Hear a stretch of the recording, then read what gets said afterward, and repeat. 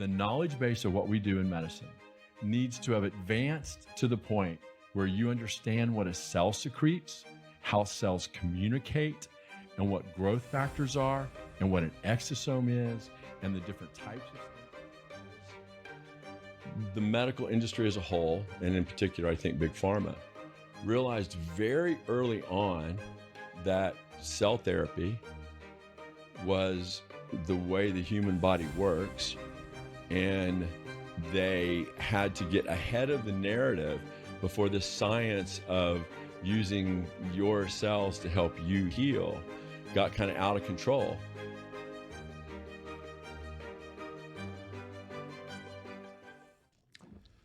Welcome back to the Zero Downside podcast today.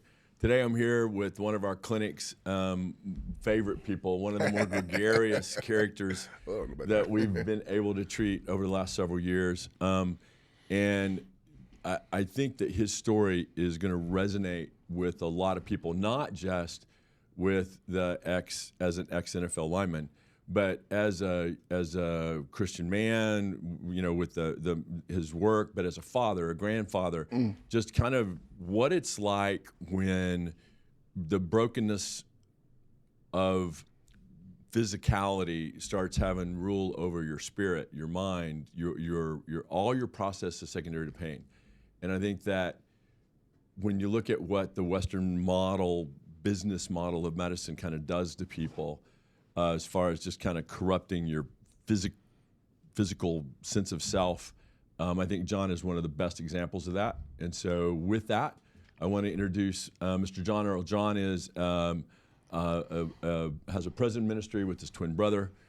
He was in the NFL for 7 years? About 5, 6 years, 6 years. Between me and my brother, about 10 years, yeah. Yeah, between about 10 years between him and his brother, and about 7 teams, right? Yes. But I think that it's easy to see that when you have to work your way through college on that football field, basically, then that's your career, I think that it leaves you as an adult a little bit broken sometimes. And I think the athletes now are much smarter with their bodies than the athletes of our generation.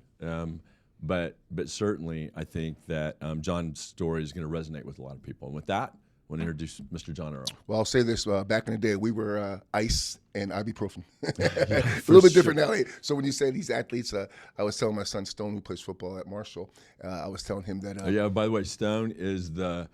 starting quarterback at the Thundering Herd. Yes. One of the more historic football programs in all time, but maybe not necessarily for everything that happened on the field. Yes. But one of the more historic stories ever told in football. Well, right? yeah, 1970, November 14th, the iconic tragedy, the plane crash.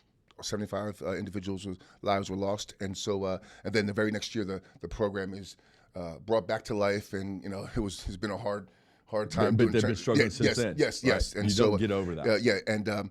And so everybody in that town, they love the fact that there's a football team to keep alive the memories of 1970 team. But to tell you how crazy it is, I was in the prison unit out in West Texas, man. I was out there near Lubbock, and a guy who is a Marshall fan he saw my name, and this is I'm talking, and he goes, Earle, where do I know that name, Earle? And I'm sitting there, and he pops up, and it's not like church where people be quiet. Yeah. If something's on a prisoner's mind, he gonna speak it right there. So, like, dude, I'll talk to you afterwards. He goes, Earle, wait a minute, was that your son Stone from Marshall against Ohio State? And I look, who the heck told you that? Who told you that? And he goes, no, I'm a Marshall fan. I grew up in West Virginia.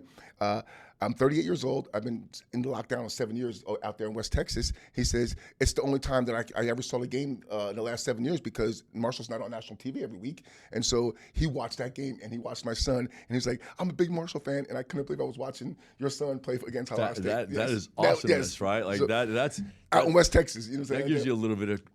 You're starting out on the upside of that present day, right? Exactly. But when you just say iconic, yes, man, it's he did. A lot of people tell me this. Everybody has their favorite team. Like maybe a Polk fan, OSU, or I'm a Boomer Sooner. Sorry, Everyone has to go somewhere. Yeah, everything. And so, but everyone will tell you that, like, they almost like adopt Marshall because of that tragic story. Yeah. You can't root against them. No, you right? can't. Like it's one of those teams, right? Yes. There's no one rooting against Marshall in a room. But like wherever you go to play, especially when they play up, like going to Ohio State. Oh yeah. Those fans were. It's different, right? Like when you are with that kind of a history behind you, it is different how fans look at playing you, and even when they beat you, when you're close, like the Ohio State, they were on the ropes a little bit, right? Like it was not a stress-free game for them. I'll say this, we're a group of 5. We're the Sun Belt Conference. We're not the Big Ten, but it's crazy because Ohio State's undefeated. They're number 2 in the country. They got the best defense that money can buy, NIL money. But they've only given up like 20, maybe 21 points all year. And Stone has 14 of them. Yeah, no, so that was pretty cool. Yeah. Awesome. Yes. Right. Like I love. I have to live vicariously through patients, children that have boys on the field because I have 3 daughters. But I did have my middle daughter was on the football field and did All-State, but as a trainer. Okay. So I did, but she still expected me in the stands on Friday night. Amen. Which I don't know that I understood that, but I do now. Yes. But it was still Friday Night Lights, Yes. right? Oh yeah. Especially in Texas, like there's no. Yes. No, there isn't, man. But going from high school, college. Where'd you go to high school at? Keyport, New Jersey. New Jersey. I'm a Jersey. So you're from the Northeast. Yo, yes, I'm a Jersey. So what brought you down? What brought you down to? Was it just school? Ministry? So like I went from New Jersey. Then of course you go to college and you play your different NFL teams, and so you just kind of live in the city. I always tell people like you don't really you adopt the city for a short time, but you don't really move your whole family there because in the off season and stuff like that. So for about 6 or 7 years, man, we just kind of made our way around wherever I was at, whether it was Cincinnati or Kansas City or just playing football there until your contract's up and then you go somewhere else. So I was up in Canada for a little bit, and then when I started to settle down with my family, it was in Illinois where I went to college, Western Illinois University. And so we lived there for about 12 years, and then my twin brother Guy down here in Denton, Texas. And so we were like, with our ministry, man, we probably need to be closer. Flying out, we were always flying out, and every weekend, so we want to fly out at the same hotel. Same airport, which would be, DFW. And then we just started doing this, like FCAs and stuff, and doing it down here. And so I moved down here probably back in 2007. That's why I moved to Texas. Yeah, so you're long enough to be a Texan. Oh, yeah. Well, you still I don't sound like a Texan, but I'm still long enough. You still have that Jersey voice still. Oh, yes, yes. There's no mistaking when John's in the clinic. I always know I try to coordinate it with when he's coming in to get peptides or talk to Dr. Phillips or hormone or anything. I always try to coordinate it to where I at least get to run out in the hallway and at some point before you leave. And we had another athlete there one time, and I remember he was kind of going through the same pain that I was going through, and I was like, hey man, do it. Talking about backs. Yes. So this is what we're going to get to because this John Earle is who John Earle, way closer to who John Earle wants to be. Yeah. The John Earle I met 2 years ago, a little different, right? Oh, a lot different. So back in I would say maybe June or maybe even May of 2022, I started experiencing some pain. I thought it was my hip. I've had back surgeries. I've had I'm sweating, so yeah. Those lights, man. The lights a little bit all much, good, right? But I had turn the thermostat down. I had back surgery prior to that for the last 10 years. I've had the microdiscectomies. I've had the epidural shots. I've been scraped probably 2 or 3 times. So and I'm thinking, okay, so it's not that. And your other doctor, Dr. Phillips. Yeah. Yep. Dr. P was the first person to say love me some it's Dr. not P. your hip, it's your back, right? Yeah. So I'm telling him, hey, I got this little hip thing working against me. I know I'm an athlete, so you hear about the knee replacements, the hip replacements. I'm thinking like, I'm probably getting up there close to him, and I'm arguing with him because he's saying, I don't think it's your hip. It's right here, and it's not the pain going down the back side; it's up on the front side. So I know it's not my back because it didn't feel like that. You know what I'm saying? Oh yeah, no. But a hip just causes hip when you're doing stuff. And so when it's your back. So I argue with him. He goes, "Just go get an MRI." goddamn it right, it was my back. Yeah, And and you had like 3 levels of tears too. Yeah, so like, it was bad. And you were to the point, like you got to tell them the story because I think it's going to resonate with a lot of people who have already kind of given up, right? Because you go through what the Western, I mean, I had 5 surgeries in a period of 3 years. It wasn't like I wasn't trying, right? Like I had a bunch of epidural injections. I had blocks. I had been to therapy. But 5 surgeries later, I had gained 70 pounds.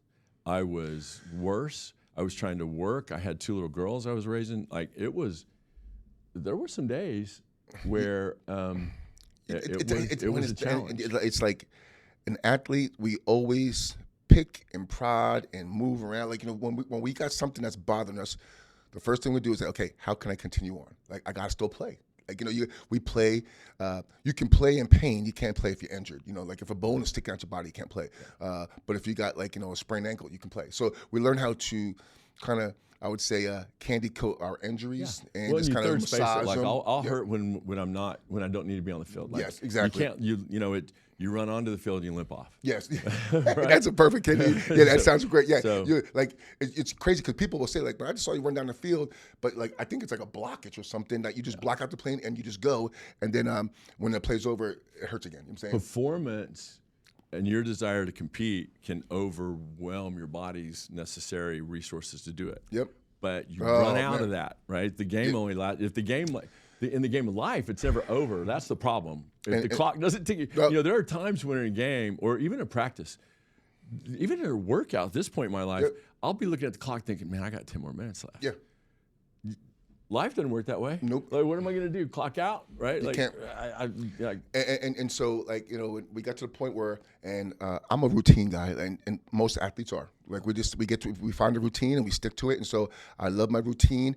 And when your routine starts to get kind of like sideways on you, or you can't perform in that routine, that's when I start to take it serious. And so, I'm still trying to work out, do my thing, and the pain was becoming. Well, and you're still at the time. John, when John says work out, he's talking moving train cars around.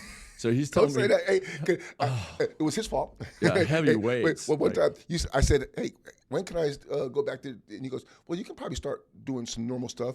And to him, normal stuff is like light walking. Yeah. Elliptical training. Yeah, like that. I go. As soon as he said you can go back to normal, it was like 4 weeks later. I'm like, I'm trying to lift. I'm taking 100-pound dumbbells and putting them out again. I feel great. He was like, "You dummy." I was like, "What?" He goes, I think we ran into you at church one time. Yes. And I look at him and I'm like, "Dude, you look great." He goes, "I don't hurt. I'm like benching 400 something like." And I was like, "You're doing what?" I stopped. I was like, "That's you could. I remember. Who told you could do that?" You got because you said. From the time goes, it's like 6 months for everything to be like fully, and that's what you want to get. You don't want to disrupt it. Don't disrupt it. But I said you're going to be healing. Yes. But you're not healed. Yes. Right? Like healing is fine, but the longer you kind of don't do exactly what you've been doing, maybe the higher the bar we get. John's like, he took that for, man, if my leg's not cramping up or my hip's not going I'm going down, for it right now. I can do it now, right? Oh, yeah, and that's how I want to get back to my routine as soon as possible. And so, but it got to the point though, so from about May of 22 to all the way, and then it started getting really bad in September and October. My son was playing football at UNT, and I was going to the games, and it's taking me forever to get from the parking lot just to the stadium. And my family would be like, "What's going?" They'd be walking, and I would stop every 5 seconds to try to stretch out that lower. Try to get it to see. Oh man, I'm standing up during the game. I'm walking around like it was so uncomfortable. And then to the point where I remember it was right around Thanksgiving, and I'm at a game, and I'm like, I think I need a wheelchair. I can't make it from my seat to the car. It was, and I said, "Yeah, it's time to go."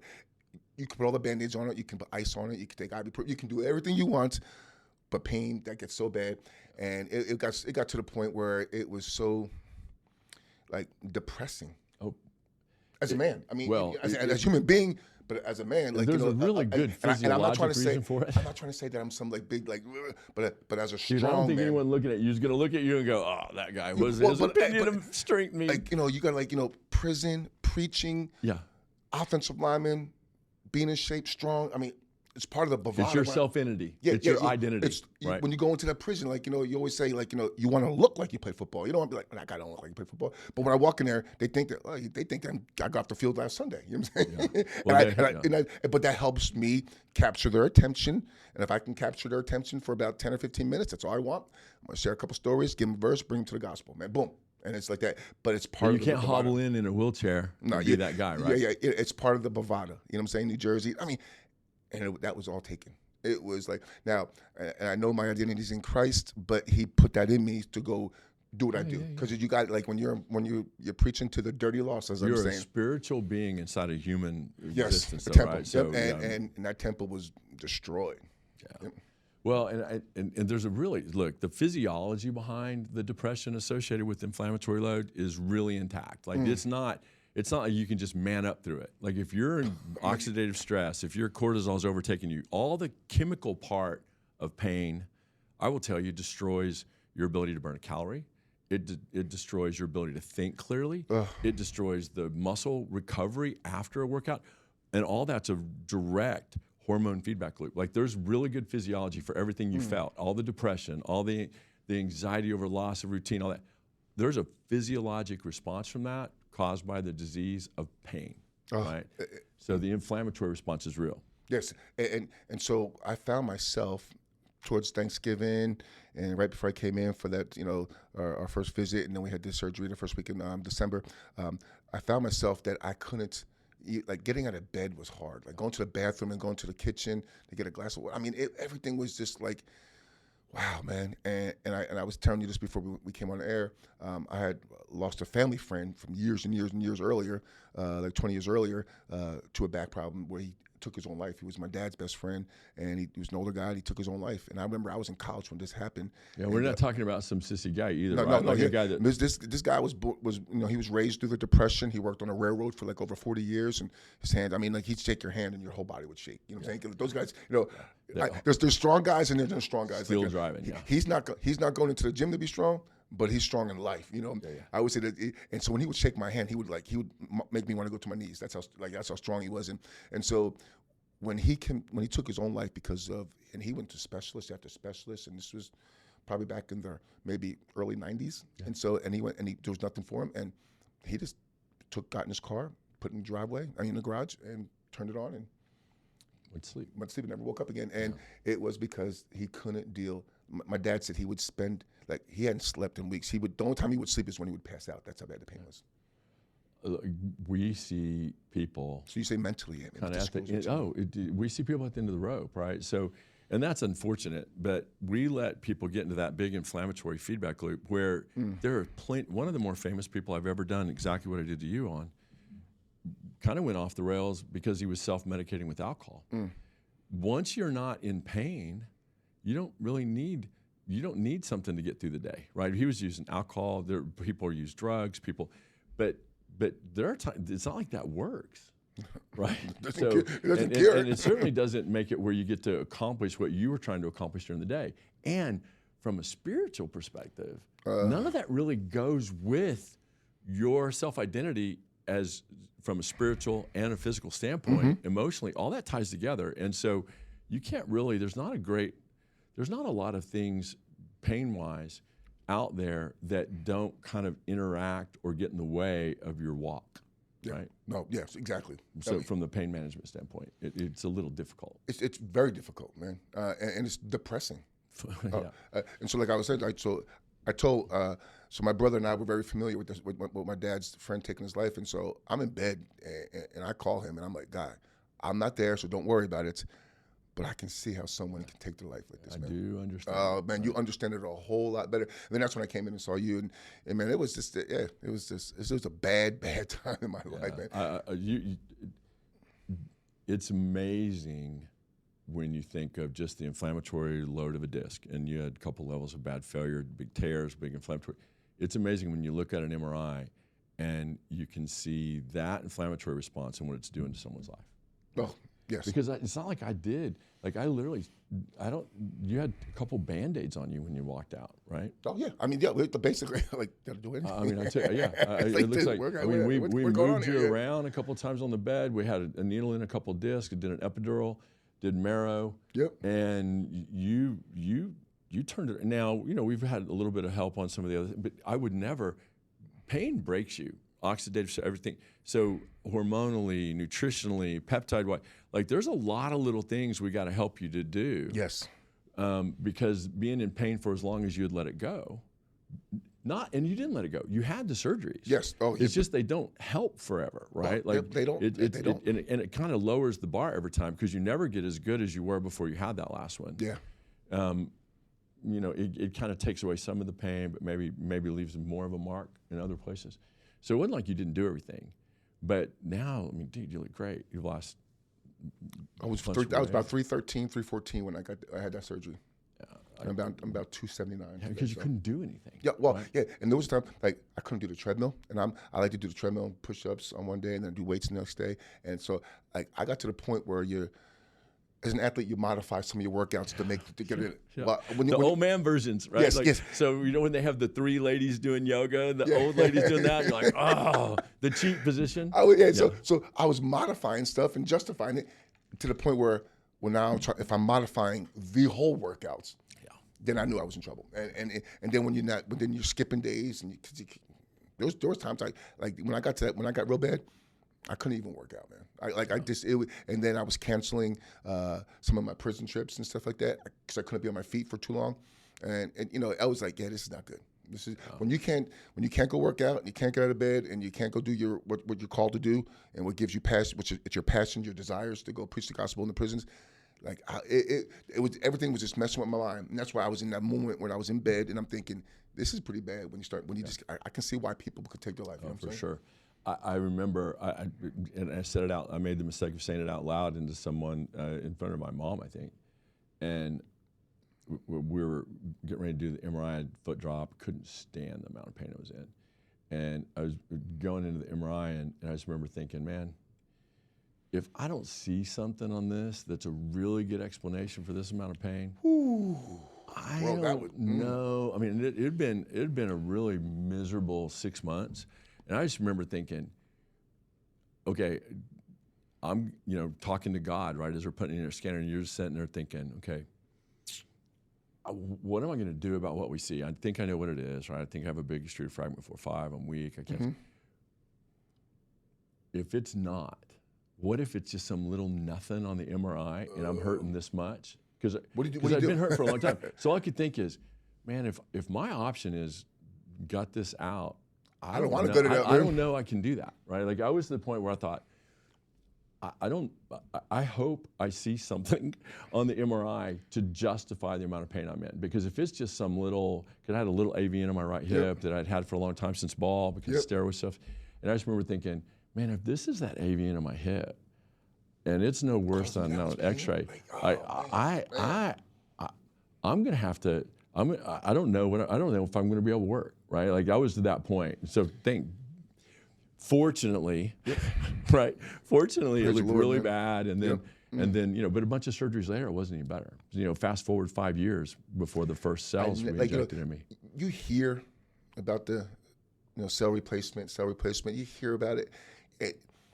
It could sound skeptic, like, man, how can cells make you feel better? Like, if you don't know about it, you're like, that's what your first thing, because we are so brainwashed to believe that old medicine that there's a pill or a surgery for it, right? That's it. You're like, that's how you're gonna get it, Yeah.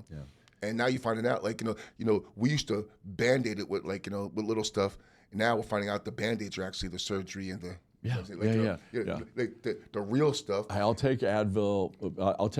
Then it was 800 milligram Motrin. Yep. Right? That was the most prescribed drug. Okay, so I'm gonna tell you how bad this is, man. So like, for years I used to pop ibuprofen and Motrin all the time. I'm like, it's crazy. And not like the little 200 milligram over-the-counter dose. They didn't have, it wasn't over-the-counter there. And I've never thought it was like, okay, because no one ever said anything to me.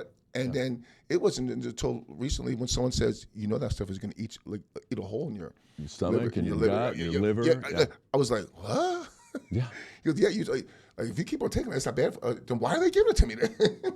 Because it's all they had, right? Yeah, and the prescription dose, so when Motrin was the most prescribed drug in the world, the prescription dose was 800 milligrams 4 times a day. So 16 Advil a day, and you need to take 4 of them. Bro, I was taking every 4 6 pop. hours. Yeah, so I was doing 12. I was doing it 3 times a day, 4 pop. So I would go 4, and then 4 hours later, do another 4, and then 4 hours later. So and I would take 12 from. And like you're really killing your immune system. Oh. You're suppressing your pain response. You're limiting the endorphin response. Like it just breaks you more. And it puts you into a little bit more oxidative stress. So nutritionally, it makes it a little bit more difficult for you. And then you end up with a bunch of Zantac and not sleeping well. And on a muscle, like we see it. We'll have someone that started with back, and they'll come into the clinic on 2 handfuls of meds. And I have to help them negotiate through that, because most of that stuff that they put you on has a downside to it as far as you being able to heal and recover. So my job is, especially with the cell, and that's the problem is, especially with guys like you, like why in the world would Western medicine preach against what we did to you when what were their options? You did all that. Yeah. Oh, yeah. It's not like it helped you, right? Look, here's the thing. I'm a fan of Western medicine. I'm fellowship-trained trauma surgeon. I get it. I did a general surgery rotating internship because I didn't even want to do the orthopedic residency directly. I wanted to do a general surgery internship, so at least I understood structure and function of how everything worked together a little bit better before I did my orthopedic residency. Then I did a fellowship in trauma because there were still a lot of things that I didn't think were managed very well with the Western medicine approach, and trauma was one of those. They would get focused on one area and forget about the person. And I thought a trauma program was going to help me be more integrative with all the different parts of the human body, man. right? That's real good stuff. But that's 34 years old. Like that's where I was. You know what you sound like? Still so many things I can't fix. You sound like Tom Brady there. And what I mean, because if there's quarterbacks that are really good and they have a skill set and a talent with their arm and their legs, but they don't know how to operate the offense. A guy that's a surgeon like a Tom Brady or a Peyton Manning, he knows every offensive lineman and where they're supposed to block and go. So he knows all the protection. He knows the receivers and the routes and the coverages. He knows, okay, so if I go left, but I have my receiver over here right that breaks, I can go to him. Like, it's just you kind of doing all that stuff. Where it's like I'm gonna be a surgeon on the field. I'm not gonna be a quarterback that comes in here and just can dazzle you. I'm gonna be a quarterback that can cut you like a knife. What do they say when a good quarterback is, man, he is surgically ripping them apart because he knows where the ball goes, he knows what the defense is doing, he knows what his offense line needs to do. So that's what you're doing right there when you talk about. You know what? Here's why I did that though. You're exactly right. For me to be able to dumb that down a little, I don't have to bring all that to the field to stick cells in a disc. But if I didn't do all that, I would have never got to the point of understanding it wasn't the solution to everything. No, exactly. Right? Because there were so many people, you would see them have gone through all this, and the person would be left worse off. The problem looked fine. Like the MRI, like it looks better. I still can't move or sleep. Yeah, well, they're treating the MRI. They're treating your lab result. Yeah. They wouldn't putting the whole picture together for someone. Yes, that's the thing right there. Took the whole picture. Being able to take. I think it would be very intimidating for me if I didn't understand all the surgical solutions in someone's back. If I hadn't done all that, for me to take cells and stick in that disc, thinking I was going to help you. No, I still remember that when you told me, when I saw you, goes, man, I took a lot of stuff out of your left hip, and I double injected it. He goes, you said you loaded that thing up, bro. I was like, oh, good. That's because the disc was so, like you can tell, you get feedback. Like I have direct observation while you're on C-arm, and when you put a little dye in there and the whole thing won't even hold dye, it just leaks out, and it's so flat. And I had my choice of 3 areas, and so all 3 of them were positive. The epidural was positive. I just wanted you to be able to sit comfortably, get up and down out of a chair, and be able to get back to some of your routine. Yes. Oh, yes. I did not anticipate running into you at church a few months later, which I didn't even know you went to that church. I didn't even anticipate going in and you talking about heavy lifting again. Like I still remember the look. We were on our way in, and I remember with my kids, I sat there the whole time. One of my daughters looks at me, she goes, "Dad, are you okay?" I said, "No, I cannot get out of my head that this guy is out there lifting all that weight again." Oh yeah, I mean, right? But that's a little. Cause I'm a knucklehead sometimes, and I don't feel right if I'm not doing what I'm supposed to do. My job is to get you where you're happy, exactly. right? Yes. I don't. That's what I think.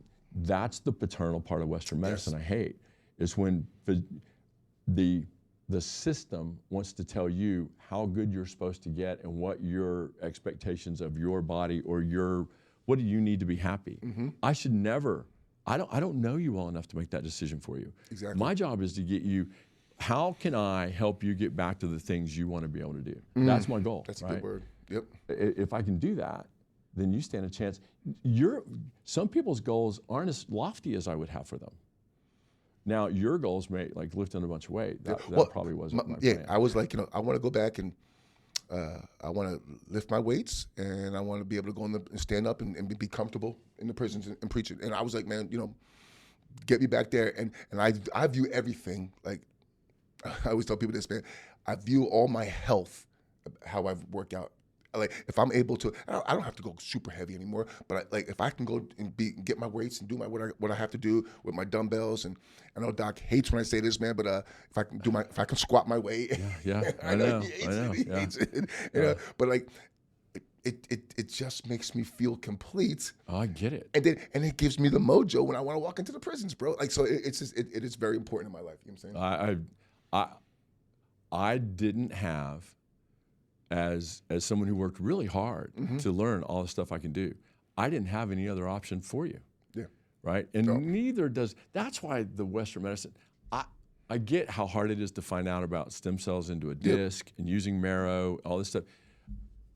But I don't understand why, because even if you just gave us a shot at all the people that the other stuff didn't work on, right? Like why though that,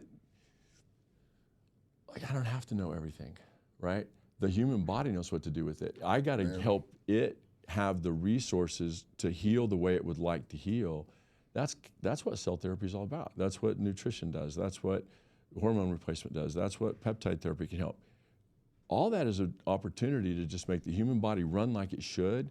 We're a very divinely created. Oh, yes, we are. I mean, our bodies are.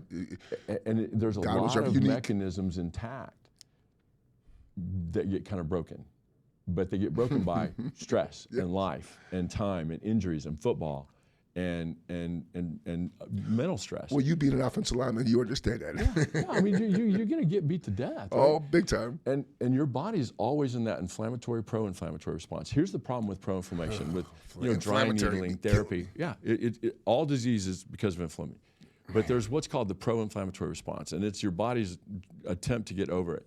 There are plenty of times in your life that inflammation overwhelms the resources and it kind of shuts everything down. And you have to kind of reboot, right? Oh, bro. There's not a lot of reboots that are conducive with maintaining a routine, to go into practice, to getting up and going to work, to getting on a plane and flying to a prison. A lot of those reboots end up, the screen doesn't come back on, right? I mean, so you just try to got the password, man. Yeah, you push it till it quits. Yeah, exactly. And that's the point that I think that a lot of people get to is they overwhelmed the body's resources so much that it's just like a slow leak, and you don't really realize it until the tire's flat, right? I just was overwhelmed that the recovery, I can get back, and I was able to come back, and I was able to go back into a normal, kind of my routine as quickly as I did. I was like, man, okay, so typically you have a surgery on any body part, and you're looking 6 months easily before. Especially for back. Yeah, and so I'm looking at it like at least 6 months I'll be healing, but I was back in my routine fairly quick. You know what I'm saying? Well, it certainly got you, just breaking loose some of the scar around the nerve root. You saw some difference in some of the neurologic pain pretty quick. Oh yeah, right. When I tell you, the pain had subsided within the first couple of weeks, bro. I mean, that's why when I saw you 4 or 5 weeks later at church and telling you I'm lifting again, and you're like, no. So I did cut down the lifting, because you told me, because you just don't do heavy again. Yeah, because you had told me to you gotta let this thing heal for 6 months. You'll get better, but you'll be really, really better. So I finally was able to I was coachable. I listened to you. Well, I can't tell you how proud of I am. But it was just amazing. Because we're not just talking about pain. People don't understand. I'm not just talking about oh, my back hurts. I'm talking about a pain that messes with your lifestyle. It messes with your mindset. Mentally, I like to get up in the morning, drink my coffee, and have and spend time with the Lord with my Bible. I couldn't even do that. Like I'm trying to read the Bible in bed when I'm full of pain. Just was not working for me. Man. It's hard to get in the right place, right? Yeah. So like we're talking about like I don't know if people understand about and they probably do. Well, you know more about backs. Like backs, like once your back is like really screwed up, it messes with your life, and man. You never knew what you were going to do that was going to make it bad. Oh, like man, you could be having a decent day and sit wrong. Yeah, like okay, so I'm looking at so I think before I did this when I got it the stem cell, my next actual I guess maybe my next process that I was going to go was I was going to get fused. Right. I had my other doctor. He was like, "I guess we're going to fuse you 3 levels." And that scared me to death because I heard a lot of. Well, it should, because a 3-level fusion removes 50% of people from the workforce in the first 3 years. And so I was just like, I was pushing it off, and I was like, well, if I have to get fused to take the pain away, I guess I can do that. And then that's when Dr. Phillips said, well, you can do something. And that's when we started like, I need to really explore this.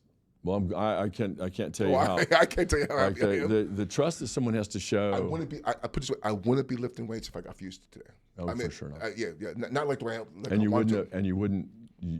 It would have been really difficult to maintain the muscle mass that you have. Yes. That's right. Because you can't get that. You have to have it at your age. Yeah, and you can keep it. Yeah, but and I don't have to go as heavy as I want. Like I was even telling my brother on the way over here, like I'm still, and this was crazy about it. I'm doing the weight that I'm doing today that I was doing maybe 10 years ago. But I was losing it. I was like, I wasn't doing dumbbells when I got hurt. Like I couldn't even do dumbbells. I wasn't doing dumbbells, man. I was going back. I was telling you I was trying to modify things and trying to. I was trying to like do some different routines and okay, I'll just do this, I'll do that, and modify my workout. Like, but I'm back to like I'm years back when I was feeling really healthy and strong. Man, you look great. I'm sitting next to you and I'm just thinking, man, I need an upper body day. Apparently, but you're not like this. Like I view, and Doc, I know you don't want to hear this, but I say this. I view my whole workout routine, life routine, like if I can squat. Now I don't go heavy. I just go 185. I'm not putting no heavy weight on my back. 185, and I just do I do 6 sets of 10. But it's so invigorating. Yeah. Core strength is important. Yeah, and it just like to do that, like it is. I walk out of a gym. I'm not putting 500 pounds on my back like some of those guys are, but I know I once did that, and so I know that strength is there. But I don't have to do that no more. And so I get a good sweat, and like the endorphins come off. I feel so good. Just doing my normal routine, bro. I will tell you that having anything in your life that gives you that rush is irreplaceable. Yep. And when that's been what you've got used to your whole life, taking that away from someone it's people hunt and peck the rest of their life to try to replace that feeling. Yeah.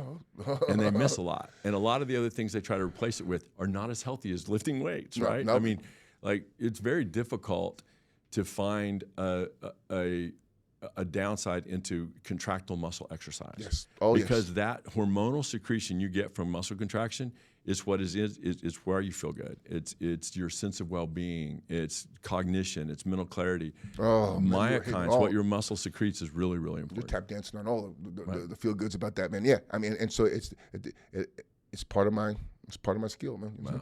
I love that. So I want to give John the opportunity to talk a little bit about his prison ministry, because I can't imagine talking to anyone in a casual setting about your walk with Christ, let alone while they're incarcerated, and have a lot of reasons to not necessarily see the value in what it is that you have to say. But it is their way out, right? Like spiritually, you can't imprison a man's spirit. You can imprison their physical being. Yes. Tell me how do you start with these guys? Where did this passion come from? Yep. So this is me and my twin brother right there. That's when we were up in the CFL. That's me at center, number 63. My twin brother guy at number 60. And and we had these little football cards. And there's me in my Kansas City Chief uniform, and guy in his Washington Redskins uniform. The ministry started back in 2000, probably in 2008. And Guy and I been retired now. We're both 56 years old, so been retired for a long time. And we were in other parts of ministries. My brother did some actually feature strength ministry, like the power team stuff like that. Yeah. And so I was part of a ministry called Sports World, and former NFL players. We go into schools and just do school assemblies. But man, we wanted to do something different, and so we came together, me and him, and kind of going off our little. Or what we sound alike, we look alike, we're identical in a lot of different, in everything. And so we just came together to do like a little tag team approach, and we formed our ministry thing twice, and it was strictly birthed in the prisons. And we started doing it up in Michigan, been to every prison in Michigan, every correctional facility, every detention center. And how it really was birthed was we just went in there and we did a chapel service. But in prison, maybe 5% of the guys will go to a chapel service. And so maybe if you go to a prison of 2,000 people. And usually people going to the chapel service aren't the ones that necessarily need your message, no. right? These are the guys that are, the people that go to the chapel service, these are guys that maybe have kind of gotten, like, good behavior. They've kind of found themselves a little bit in prison, and so they're trying to just keep it going and stuff like that. So, like, preaching to that crowd. Maybe not your target audience. Yeah, preaching to the choir is not what me and my brother want to do. Now, it's important, but it's not my call. To edify a believer. Yes, yeah. And so we asked one of the guards. I said, "Hey, how about if we just like stop in the middle of the pod? There's like 60 guys in there. Instead of waiting for 5 or 6 to come out so we can talk to, how about we just hit all 60 of them?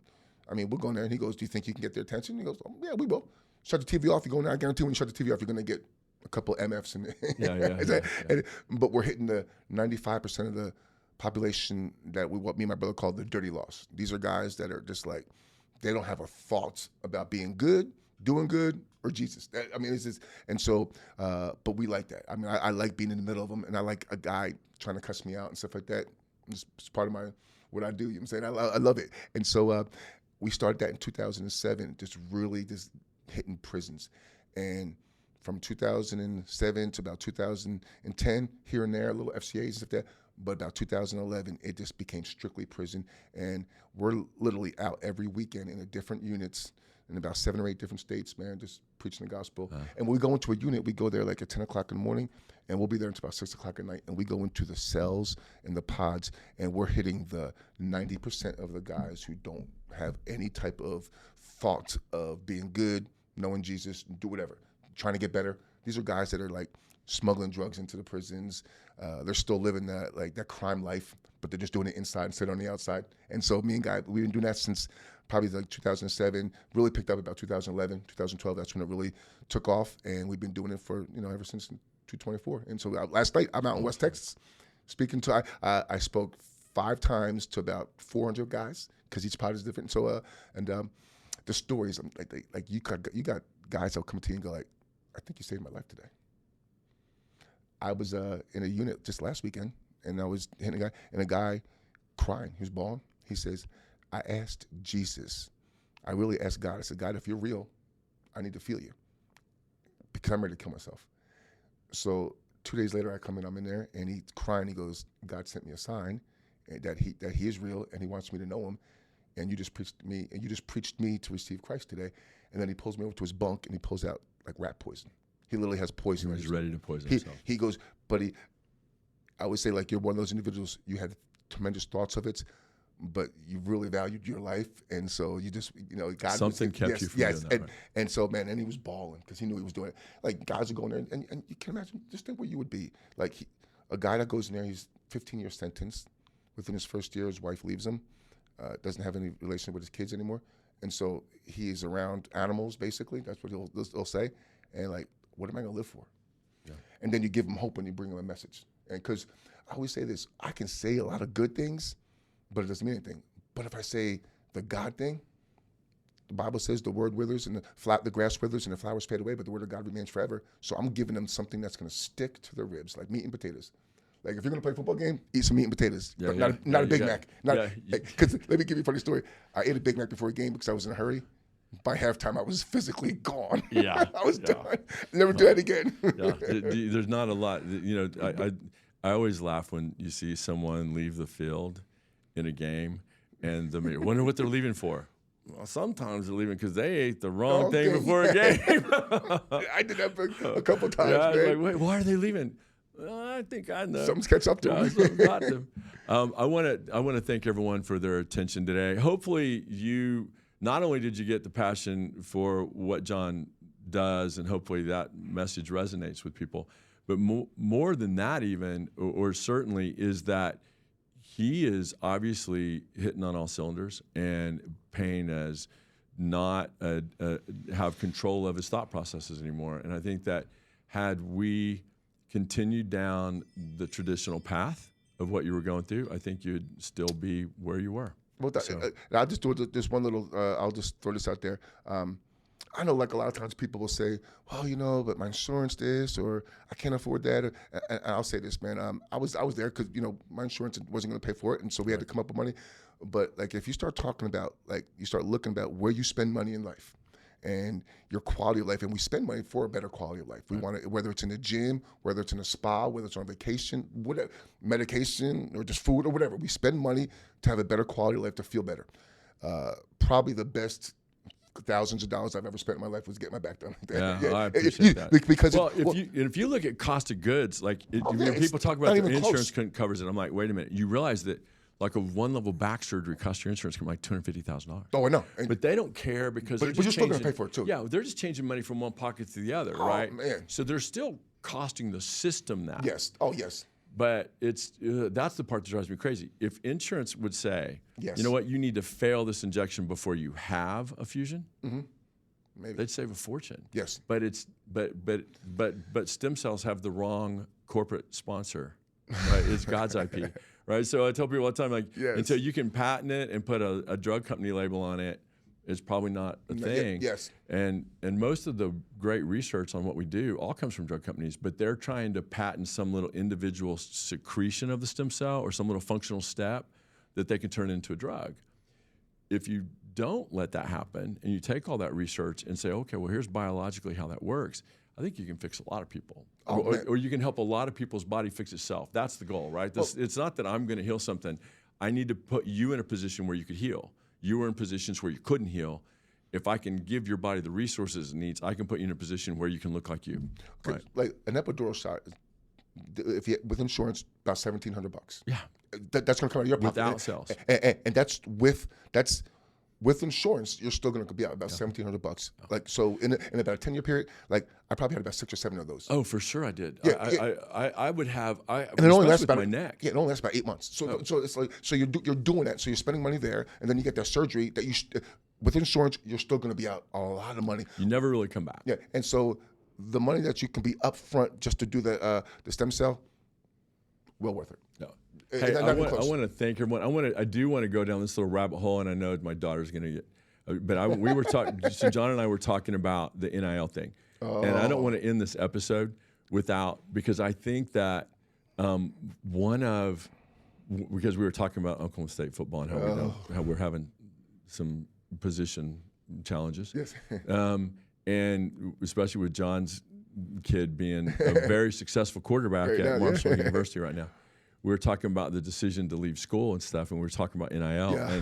And I think that when you talk about health, what a lot of these kids don't realize is, because I take care of a lot of guys at the next level, right? And a lot of guys that the next level destroyed them, so after their career. Yes. But during the career, I'll tell you, when you're not in college, your trainer is coming out of your pocket.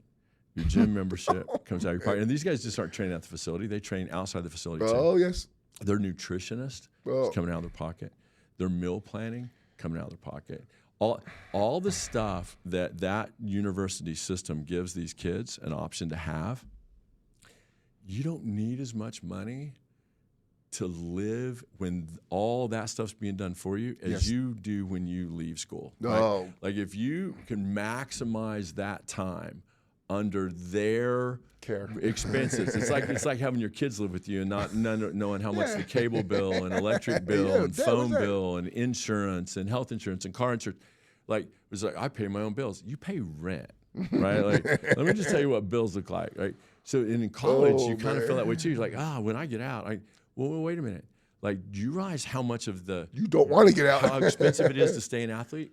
Oh, right. If you really want to take care of your body right, these guys spend 20% of their income Okay, so on taking care of themselves. Did you hear about Derrick Henry, the running back did you hear about how much he spends? No. Okay, so they blew up the Cowboys a couple weeks ago. You know, he went here in Dallas, and so they were talking about Yeah, him. well, because we had a chance of getting him. And yes. But I'm a big fan of the kid, RB1 at the Cowboys right now. Shout out to Rico Dowdle. Oh, okay. No doubt that kid's the real deal. I think he's doing good, man. He ran the ball good. Where's he from? He went to college at North Carolina State. Okay. But stud. You know him? Yeah. Okay. He signed a jersey and put some stuff on man, for us. It's just awesome. the nicest kid.